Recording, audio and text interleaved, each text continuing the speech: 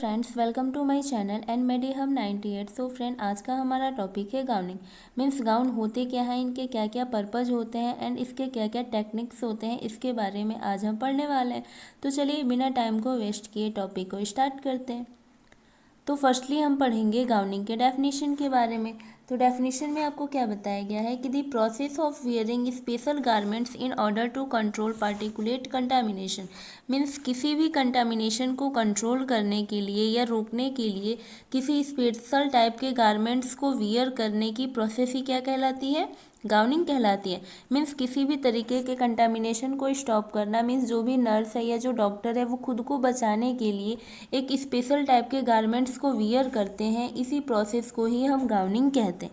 ठीक है, नेक्स्ट पढ़ेंगे इसके बाद हम इसके क्या क्या पर्पज़ होते हैं। तो पर्पज़ में आपको फर्स्टली क्या बताया गया है कि to prevent contamination of sterile field. Means किसी भी स्टेराइल एरिए को या फील्ड के कंटामिनेशन को स्टॉप करने के लिए या रोकने के लिए भी हम गाउनिंग जैसी टेक्निक्स का यूज़ करते हैं। ठीक है, नेक्स्ट सेकंड पॉइंट में क्या बताया गया है कि to prevent dispersal of droplet from wearer to environment and patient. ठीक है, वियरर यानी कि जो पहनने वाले व्यक्ति हैं, मीन्स जो डॉक्टर हैं या जो नर्स है, ठीक है, उसके इन्वायरमेंट को एंड पेशेंट के अंदर किसी भी तरीके का ड्रॉपलेट स्प्रेड ना हो, उसको भी प्रिवेंट करने के लिए गाउनिंग जैसी टेक्निक्स का यूज़ किया जाता है। Okay, next one third point में क्या बताया गया है कि to enhance easy handling to sterile equipments. Means किसी भी स्टेराइल इक्विपमेंट्स को इजीली हैंडल करने के लिए भी हम गाउनिंग जैसी टेक्निक्स का यूज़ करते हैं। मीन्स मेन पर्पज़ इसका ये होता है कि किसी भी स्टेराइल फील्ड के कंटामिनेशन को या खुद की बचाव के लिए गाउनिंग जैसी टेक्निक्स का यूज़ किया जाता है। ओके, नेक्स्ट पढ़ेंगे इसके बाद हम इसके आर्टिकल्स के बारे में। मीन्स गाउनिंग के दौरान कौन कौन से आर्टिकल्स की नीड होती है। तो फर्स्टली क्या है, articles for surgical hand washing, यानी सर्जिकल हैंड वॉशिंग के लिए भी आर्टिकल्स की ज़रूरत होती है। मीन्स अगर स्क्रबिंग करना है या हैंड वॉशिंग करना है तो उसके लिए आर्टिकल्स की ज़रूरत होती है। हैंड वॉशिंग की वीडियो मैं इससे पहले दे चुकी हूँ। अगर आपने अभी तक उस वीडियो को नहीं देखा है तो इस वीडियो के डिस्क्रिप्शन में मैं उसका लिंक दे दूँगी, आप वहाँ से भी जाके हैंड वॉशिंग का वीडियो देख सकते हो। ओके, नेक्स्ट वन है इसके बाद sterile Cheatle forcep in a container of disinfectant solution, यानी डिसइंफेक्टेंट सॉल्यूशन के कंटेनर में एक स्टेराइल चिटिल फॉर्सेप होना चाहिए। चिटिल फॉर्सेप का यूज़ क्या होता है कि किसी भी पार्टिकल्स को या किसी भी चीज़ को होल्ड करने के लिए हम चिटिल फॉर्सेप का यूज़ करते हैं। ओके, नेक्स्ट वन है इसके बाद sterile drum containing sterile reusable gown और डिस्पोजेबल गाउन। मीन्स एक ड्रम में जो कि स्टेराइल होना चाहिए, जिसमें कि रीयूजेबल गाउन और डिस्पोजेबल गाउन होना चाहिए। ओके, नेक्स्ट वन है लास्ट डिस्पोजेबल एक मास्क होना चाहिए, जो कि जिससे कि किसी भी कंटामिनेशन को या किसी भी तरीके के इन्फेक्शन से जो नर्स है या जो डॉक्टर है वो खुद को प्रिवेंट कर सके। ओके, सो फ्रेंड, आपको यहाँ पे आगे कुछ फिगर्स दिखाए गए हैं जिसमें आपको स्टेराइल गाउन के बारे में और मीन्स डिस्पोजेबल गाउन के बारे में और रीयूजेबल गाउन के बारे में बताया गया। यहाँ पे आपको जो फिगर दिखाया गया है ये गाउन किस तरीके का है, डिस्पोजेबल है, मीन्स जिसका आप दोबारा यूज़ नहीं कर सकते। ठीक है, यहाँ पे next one reusable gown, means इसका अगर आपने एक बार यूज़ कर लिया तो बार बार इसे स्टेराइल करके दोबारा से रीयूज़ किया जा सकता है। सेम थिंग यहाँ पे वो भी है कि अगर जो मास्क होते हैं ये भी दो तरीके के होते हैं। मीन्स एक डिस्पोजेबल होता है और एक रीयूजेबल होता है। ठीक है, जिस तरीके से रीयूजेबल मास्क का हम दोबारा बार बार यूज़ कर सकते हैं एंड डिस्पोजेबल मास्क है तो हम इसे दोबारा यूज़ नहीं कर सकते, एक बार यूज़ करने के बाद इसे डिस्पोज या डिस्कार्ड कर दिया जाता है। ओके, नेक्स्ट हम पढ़ने वाले हैं इसके प्रोसीजर्स के बारे में। तो प्रोसीजर्स में हम फर्स्टली पढ़ेंगे मास्किंग के बारे में कि मास्क को हम किस तरीके से वियर करते हैं या इसका क्या क्या प्रोसेस होता है। तो फर्स्ट पॉइंट में आपको बताया गया है कि after performing surgical hand washing take the sterile mask handed to you by the circulating nurse.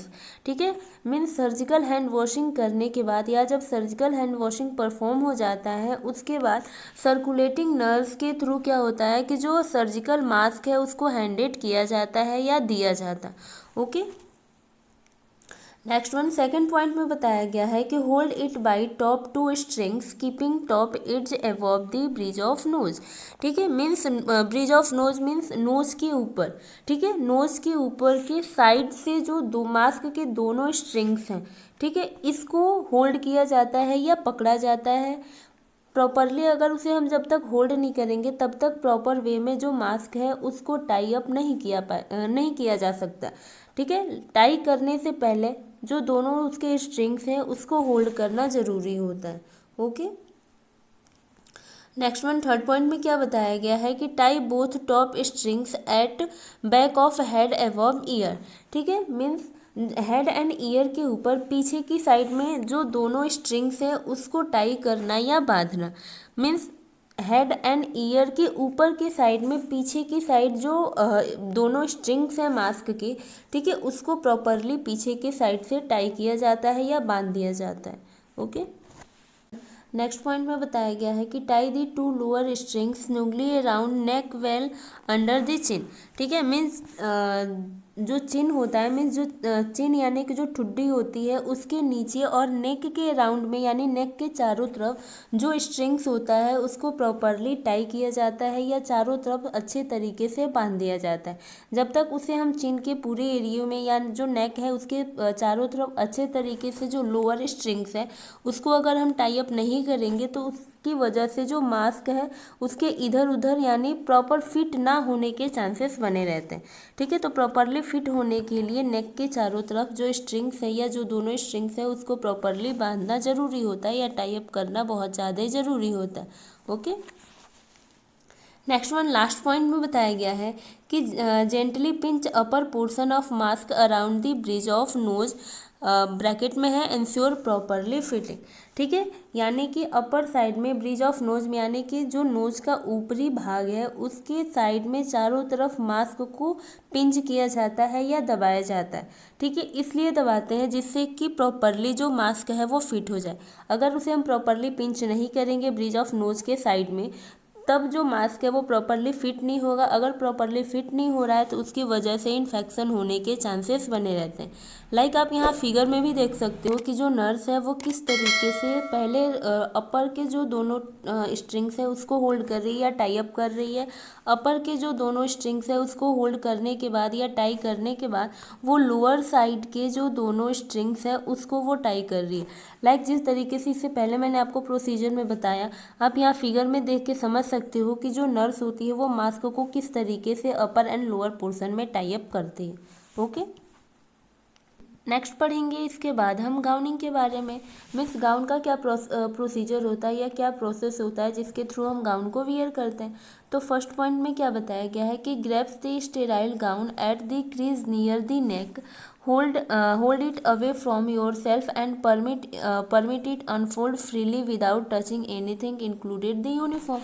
Means gown को सबसे पहले नेक के क्रीज एरिए से होल्ड करना चाहिए। मीन्स जो स्टेराइल गाउन है उसको नेक के साइड से पहले मतलब 4 फिंगर या 2 फिंगर्स के थ्रू प्रॉपरली होल्ड किया जाता है। ठीक है, होल्ड करने के बाद अपने से खुद से मतलब थोड़ी दूरी बना के रखे। खुद से दूरी इसलिए बनाया जाता है क्योंकि वो जो गाउन है वो इन्फेक्टेड ना हो या उसके अंदर किसी तरीके का कोई कंटामिनेशन ना हो, इसीलिए कुछ दूरी पे ही हम गाउन को उसके नेक एरिए से होल्ड करते हैं। ठीक है, होल्ड करने के बाद काम क्या होता है कि किसी भी चीज़ को बिना टच किए हुए, ठीक है, यानी किसी दूसरे पार्ट को बिना टच किए हुए जो गाउन होता है उसको फ्रीली अनफोल्ड किया जाता है। ठीक है, अनफोल्ड करने के बाद काम क्या होता है कि hold the gown at the shoulder level from inside to put it hand directly into the arm hold.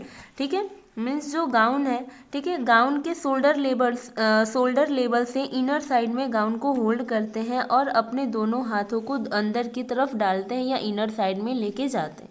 Okay, next point क्या है इसके बाद कि extend the arm and hold hand upward at shoulder level while putting through the arm hole. ठीक है, means सबसे पहले काम क्या है कि अपने दोनों हैंड को यानी जो नर्स होती है वो या जो डॉक्टर है, ठीक है, उसको अपने दोनों हैंड को एक्सटेंड करना चाहिए। मीन्स फैलाना चाहिए। फैलाने के बाद हैंड को शोल्डर की तरफ ऊपर के साइड लेके जाना चाहिए। ठीक है, यानी अपवर्ड साइड में हम हैंड को शोल्डर के साइड में ले जाएंगे जिसके थ्रू कि जो गाउन है उसे प्रॉपरली पुट किया जा सके। ओके, नेक्स्ट वन है इसके बाद कि the circulating nurse pull back the gown from inside. Means जो सर्कुलेटिंग नर्स होती है वो इनर साइड में, ठीक है, मीन्स इनर साइड में बैक साइड जो गाउन होती है उसको वो पुल करती है यानी खींचती है या पीछे की तरफ ले जाती है। क्यों? So that the upper limb go into the sleeve. जिससे क्या होता है कि जो हैंड है वो प्रॉपरली स्लीव में फिट हो सके यानी गाउन में प्रॉपरली फिट हो सके। ठीक है, इसके लिए ही जो सर्कुलेटिंग नर्स है वो गाउन को इनर साइड में बैक साइड की तरफ पुल करती है और जो गाउन है उसके अंदर जो हाथ है वो प्रॉपरली फिट हो उसके लिए ही वो प्रॉपरली पुल अप करती है। ओके, नेक्स्ट वन क्या है इसके बाद कि the circulating nurse tie the gown from the back. उसके बाद पुल अप करने के बाद वो पीछे की तरफ गाउन को बांधती है या टाई अप करती है। ओके, नेक्स्ट पॉइंट है इसके बाद कि the waist tie are loosened by the scrubbed nurse and flap it broad around the waist by the using Cheatle forcep held by the circulating nurse and it is tied. ठीक है, means जो scrubbing nurse होती है या जो scrubbed nurse है उसके through waste के टाई को लूज किया जाता है। ठीक है, वेस्ट के टाई को हम लूज करेंगे, देन जो सर्कुलेटिंग नर्स है उसके थ्रू चिटिल फॉरसेप की हेल्प से जो वेस्ट है मीन्स जो कमर के चारों तरफ फ्लैप लाया जाता है। फ्लैप मीन्स हिलाना। ठीक है, और हिलाने के बाद उसे हम क्या करते हैं कि प्रॉपरली टाई अप करते हैं, जिसके थ्रू जो गाउन है वो प्रॉपरली बॉडी में फिट हो जाता है। फिट होने के बाद जो आगे का प्रोसेस है उसे अप्लाई किया जाता है, मीन्स जो भी प्रोसीजर करना है आगे के बाद उसे प्रोसीजर को किया जाता है। ठीक है, आप यहाँ फिगर में भी देख सकते हो कि जो नर्स है वो किस तरीके से स्टेराइल गाउन को होल्ड कर रही है।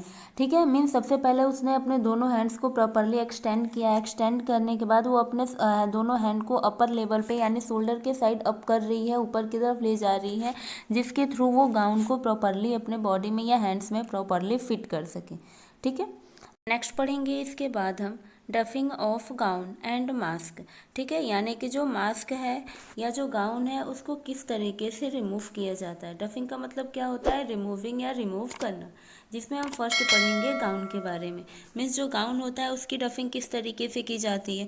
तो फर्स्ट पॉइंट में बताया गया है कि untie strings at the back of the gown, यानी गाउन के पीछे की साइड से जो स्ट्रिंग्स लगे हुए होते हैं, ठीक है, उसको अनटाई करना यानी कि खोलना। ओके, नेक्स्ट वन है सेकंड पॉइंट में remove the gown fold inside out the cover outside of gown. ठीक है, यानी गाउन को अंदर की साइड से फोल्ड करते हुए रिमूव करना। ठीक है, रिमूव करने के बाद जो गाउन है मीन्स डिस्पोज गाउन, यानी गाउन को रिमूव करने के बाद उसे डिस्पोज कर दिया जाता है। ठीक है, आप यहाँ फिगर में भी देख सकते हो कि जो गाउन है उसको सबसे पहले अनटाई किया जा रहा है बैक साइड से। ठीक है, बैक साइड से अनटाई करने के बाद उसे हम इनसाइडली यानी कि उसे हम बाहर की तरफ अंदर की वे में यानी इनसाइड वे में फोल्ड करेंगे।